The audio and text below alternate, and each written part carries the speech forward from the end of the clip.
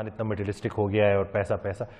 یہ بتا دیں کتنا پیسہ کمانا چاہیے, پیسہ کتنا کمائے, پیسہ ہے کیا, اچھا کتنا ضروری ہے؟ دیکھیں جس بندے کو یہ پتا ہے کہ اس کو کتنے ڈالر چاہیے تو اس کو تو اپنا ہی نہیں پتا, اس کو اپنی سائنس ہی نہیں سمجھ آئی, اس کو دنیا کا ایکو سسٹم ہی نہیں سمجھ آیا. اس نے کوئی ڈالر ویلیو لگا لیا کہ اتنے ڈالر ہوں گے تو کافی ہیں. آپ کی اپنی لائف جو ہے نا وہ آپ کو خود بتاتی ہے کہ آپ کی ریکوائرمنٹ یوٹیلیٹی کتنی ہے, بجلی کا بل کتنا آنا ہے, میڈیکل ایکسپینسز کیا ہیں, فیسیں کیا ہیں, یہ کیا ہیں, یہ بیسک یوٹیلیٹی ہے. وہ یوٹیلیٹی آپ ایکسٹریپولیٹ کرتے ہیں بغیر کسی اپنے آپ کو اللہ ثابت کیے ہوئے, اور جو اپنے آپ کو اللہ ثابت کرتا ہے نا وہ 50 سال کی پلاننگ کرتا ہے. اس کو پتا ہوتا ہے سمہاؤ کہ 50 سال زندہ ہے, کیونکہ یہ تو صرف اللہ کو پتا ہے کہ کون کتنے سال زندہ ہے, ہمیں لیکن پتہ چل جاتا ہے. تو ہم نے وہ ڈالر اماؤنٹ نکالی ہوتی ہے, ملٹیپلائی بائی 50 ایئرس 70 ایئرس. تو جس بندے کو یہ پتا ہو کہ اس کی یوٹیلیٹی کیا ہے تو اس کے لیے تو بہت آسان ہے کہ یار اس سے زیادہ جو کچھ بھی آ رہا ہے وہ سرپلس ہے میرا, اتنے تک کی مجھے محنت ریکوائرڈ ہے کہ یار اتنے میں میرا آسانی سے انتظام چلتا رہے. دوسری بات یہ تو وہ ہیں جن کے کوئی مقصد مقاصد نہیں ہے, تو وہ تو مسلمانوں کی اس شعور اسلام کے شعور تک ہی نہیں پہنچا ہوا. فار ایگزامپل مجھے اگر کوئی کہنا کہ ساحل صاحب آپ کو کتنے پیسے چاہیے, تو میرے پاس ایکسپینس شیٹ فیزیبلٹی پروگرامس کی پڑی ہوئی ہے, ساری فیزیبلٹی تمام پروگرامس کی, کہ جو اس وقت انسٹالیشن فیز کے اندر ہیں. تو مجھے میں لٹرلی میں آپ کو کچھ 250-300 کروڑ روپے مانگوں گا آپ سے, چاہیے مجھے اتنے, کیونکہ بھائی اس وقت چاہیے, مجھے زیادہ بھی چاہیے ہو سکتے ہیں بعد میں, یہ کہاں پہ کون سا اسپتال بنانا ہے, کہاں آپ مقصد بتائے گا کہ کتنے پیسے چاہیے, پیسہ تھوڑی بتائے گا کون سا مقصد بناؤں. یہ تو ہو ہی نہیں سکتا کہ پیسہ آپ کو اللہ والے مقصد بنائے کہ میرے پاس اب 50-500 کروڑ آ گیا, اب بتاؤ کدھر کدھر مسجدیں بنانی ہیں. کبھی آج تک ایسا ہوا ہے؟ کبھی بھی نہیں ایسا, نہ ہی ایسا ہوگا. سو اس کی ہماری بیسک سائیکالوجی کے خلاف ہے. جو پیسے کی طرف جا رہے ہوتے ہیں ان کی ذرا فیسینیشن کرو دیکھیں ذرا, اللہ تعالیٰ نے کیوں قارون کے اوپر آیتیں نکال دی ہیں. سوچیں اللہ نہ بتاتے اس کا کتنا خزانہ تھا تو کیا فرق پڑتا تھا, گناہ تو کوئی اور تھے اس کے. میں آپ کو آسان کر کے بتاتا ہوں, اس کے بعد کسی چیز کی کسر نہیں رہے گی. میرا 2.5 گھنٹے کی ایک سیشن ہے اس کے اوپر, آپ کو میں 2 منٹ میں بتاتا ہوں کہ نبی علیہ السلام سے زیادہ کوئی خیر خواہ نہیں ہو سکتا امت کا. میری امی بھی نہیں ہو سکتی, آپ کی امی بھی نہیں ہو سکتی, آپ کے ابو بھی نہیں ہو سکتے, میرے ابو بھی نہیں ہو سکتے. نبی علیہ السلام کی ڈائریکٹ حدیث سنا رہا ہوں کہ میں تمہارے نفس سے بھی بڑا خیر خواہ ہوں. ٹھیک ہے, تمام امتیوں کو پتہ ہے اس بات کا. آپ کی امی آپ کے لیے اور میری امی میرے لیے, ڈاکٹر صاحب آپ کی امی آپ کے لیے, سب سے پہلے آپ سب کی دعائیں وہ ہیں. آپ کی امیوں کی اور میری امی کی دعا سب کی سیم, میری بھی اپنے بچوں کے لیے سیم ہے. Top 2 prayer are the same. سب سے پہلی دعا کیا ہوتی ہے؟ یا اللہ اس کو صحت دیں, یا اللہ اس کو رزق دیں. ٹھیک ہے, اور تیسری یا اللہ اس کو 500 سال کی عمر دیں. یہی ہے کہ اتنا پیسہ جو اس کو مل گیا ہے تو اس کے بعد ٹائم بھی تو گزارے اس پیسے کے ساتھ. یہ ٹاپ 3 ٹاپ 5 دعائیں ایسی ہیں. ٹھیک ہے, چلیں کوئی پلاسٹک کا کوئی یہ نہ سمجھے مجھے کہ میں نے کوئی بہت جج کر دیا, پلاسٹک ججمنٹ دے رہا ہوں. لوگ ایمان کی بھی دعا کرتے ہیں, بالکل کرتے ہیں, اپنے بچوں کے لیے, جو بھی سب کے لیے. مگر یہ ٹاپ 2-3 پریئرز کے اندر اتنا ہمیں پتہ ہے کہ کیا کیا مانگنا ہے, اور ہمیں یہ بھی پتہ ہے کہ ہمیں جو کچھ اصل میں چاہیے تھا وہ اللہ کے نبی علیہ السلام مانگ چکے ہیں ہمارے لیے. نبی علیہ السلام نے کہا یا اللہ میری امت پہ وہ عذاب نہ لیں جو پچھلی امتوں پہ آتے تھے, ان کو مہلت پہ مہلت دیں, یہ توبہ کا دروازہ کھلا رکھیں ان کے لیے. آپ مجھے کہیں سے ثابت کر کے بتائیں, میں تو ثابت کر چکا ہوں اس کے خلاف کیا ہے, مگر آپ ڈھونڈیں ذرا کہ جو امت کا سب سے بڑا خیر خواہ تھا, اللہم صلی علی محمد, اللہم صلی علی محمد, جو سب سے بڑا خیر خواہ محمد مصطفیٰ صلی اللہ علیہ وسلم, صلی اللہ علیہ وآلہ وسلم, ساری کی ساری امت کے سب سے بڑے خیر خواہ نے ایک دفعہ بھی امت کے لیے رزق کی دعا کیوں نہیں کی؟ ایک ایسے کرتے نا تو ہم سب کی 3 وقت کی روٹی اور بڑے بڑے گھر ہمیں ترکے میں ملنے تھے, پتہ ہی نہیں ہوتا کہاں سے آتے ہیں. لوگوں نے کہا تھا مسلمانوں کو تو آسمان سے آتی ہے, بنی اسرائیل کو آئی تھی نا من و سلوہ. ٹھیک ہے, کیسے اللہ نے چھینی پھر کہ تم تو اس قابل ہی نہیں ہو, تمہارے اندر کی کیمسٹری نہیں ہے کہ تم اس طرح کا ڈیوائن رزق سسٹین بھی کر سکو. تمہاری کیمسٹری کے خلاف ہے, خود ہی بور ہو گئے تھے وہ. جب فل ٹائم رزق ملتا ہے انسان خود ہی بور ہو کے کچھ اور کام بتاؤ بھائی, یہ تو نہیں ہوتا ہم سے. سو نبی علیہ السلام نے اگر ہمارے رزق کی دعا نہیں کی, اس کا مطلب ہے کہ مقصد کچھ ہو رہا ہے, ورنہ وہ ہماری پیسوں کی دعا کر جاتے, کوئی روک ٹوک نہیں ہے. اب اس کی الٹی دعا بتاتا ہوں کہ نبی علیہ السلام نے اپنی اولاد کے لیے کیا دعا کی. شکر کریں کہ آپ لوگوں کے لیے دعا نہیں کی.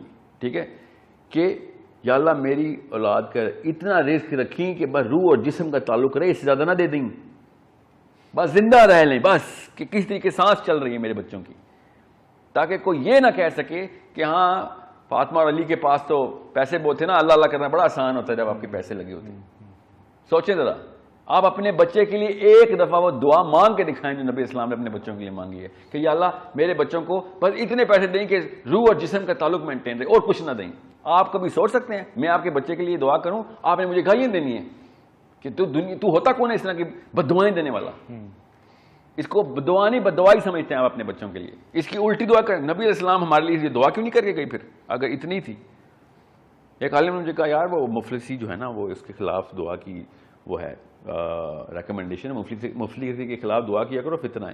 ایسا تو بالکل ہے, کون کہہ رہا ہے کہ پیسے کم ہونے کی دعائیں کریں؟ میں آپ کو یہ بتا رہا ہوں کہ پیسوں کی دعا کیوں نہیں کی نبی اسلام نے میرے لیے یا امت کے لیے. سب سے بڑا خیر خواہ اتنے یونیورسل کانسیپٹ کو اوور لک کر گیا. ہو سکتا ہے کہ نبی اسلام پیسوں والے کانسیپٹ کو اوور لک کر دیں؟ ہوا ہی نہیں کبھی. ہر انسان کو پتا یار کہ کاش بہانہ کیا رکھا ہم نے یار اگر یہ پیسوں والا ہے نا روزی روٹی کا مسئلہ نہ ہوتا پھر دیکھتے میں کیا جہاد کرتا, پھر میں 100,000 مسجدیں بناتا, مدرسے بناتا. میرے پاس ٹائم نہیں, پیسے بنا رہا ہوں.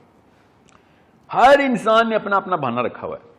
کیا 24 گھنٹے میں سے 18 گھنٹے تو یار پیسوں میں لگ جاتے ہیں, میں اللہ کہاں سے کروں, بس 5 نمازیں پڑھ لوں بڑی بات. اللہ کی تقسیم امیر اور غریب نہیں ہے, قریب اور دور کی ہے. بالکل بالکل بالکل صحیح کہا آپ نے کہ یہ اگر ہوتی تو نبی اسلام سب سے پہلی یہ دعا کرتا ہے کہ یا اللہ میری امت جو ہے وہ 8-8 10-10 گھنٹے بکریاں چلا رہی ہے, تجارت کر رہی ہے, 3 4 مہینے میں عثمان غنی غائب رہتا ہے, مجھے وہ چاہیے, مجھے اس کے پیسے کر دے بس اس طریقے سے.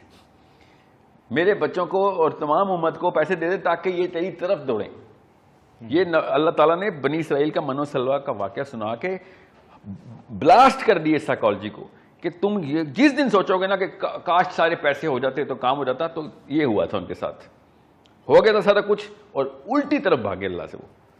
سو دس از وائی میں ذرا ایموشنل ہوں اس کانسیپٹ پہ کہ ہر بندہ, ساحل ادیم صاحب آپ پیسوں کے خلاف بات کر رہے ہیں, اسلام میں درویشی ڈال رہے ہیں. کاش میں ڈالتا درویشی, میں تو درویشی بہت آگے کا لیول ہوتا ہے, میں بیسک انسان کے لیول تک آنے کی بات کر رہا ہوں.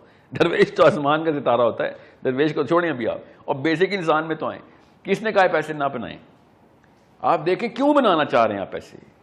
آپ اپنے گھر گاڑیاں چاہ رہے ہیں تو پھر ٹھیک ہے, پھر یہ تو نہ کہا کریں نا کہ قارون غلط ہے. آپ کی ویڈیو میں نے آپ نے ایک واقعہ سنایا تھا حضرت ابوبکر صدیق رضی اللہ عنہ کا کہ وہ جو نماز قائم ہو رہی تھی اور پھر پہلی صف سے.